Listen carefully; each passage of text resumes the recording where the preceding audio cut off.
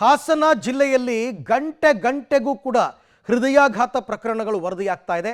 ಈಗ ಮತ್ತೊಂದು ವರದಿ ಹೃದಯಾಘಾತಕ್ಕೆ ಯುವಕರೊಬ್ಬರು ಬಲಿಯಾಗಿರ್ತಕ್ಕಂಥ ವರದಿಯಾಗ್ತಾ ಇದೆ. ಅಲ್ಲಿಗೆ 26ಕ್ಕೆ ಏರಿದೆ ಕಳೆದ 40 ದಿನಗಳಲ್ಲಿ ಹಾಸನ ಜಿಲ್ಲೆಯಲ್ಲಿ ಸಾವಿನ ಸಂಖ್ಯೆ. ಹೃದಯಾಘಾತಕ್ಕೆ 30 ವರ್ಷದ ರವಿಕುಮಾರ್ ಅಂತಕ್ಕಂಥವರು ಮೃತಪಟ್ಟಿದ್ದಾರೆ. 9 ತಿಂಗಳ ಮಗುವನ್ನು ನೋಡೋದಕ್ಕೆ ಪತ್ನಿ ಮನೆಗೆ ಬಂದಿರ್ತಾರೆ ರವಿಕುಮಾರ್. ಮಗು ಜೊತೆ ಆಟ ಆಡ್ತಾ ಇದ್ದಾಗ ಎದೆನೋವು ಕಾಣಿಸ್ಕೊಳ್ಳುತ್ತೆ. ಪತ್ನಿ ಮತ್ತು ಮಗುವನ್ನು ನೋಡಿ ಸ್ಥಳದಲ್ಲೇ ಕುಸಿದು ಬಿದ್ದು ಅಲ್ಲಿಯೇ ಸಾವನ್ನಪ್ಪಿದ್ದಾರೆ ರವಿಕುಮಾರ್.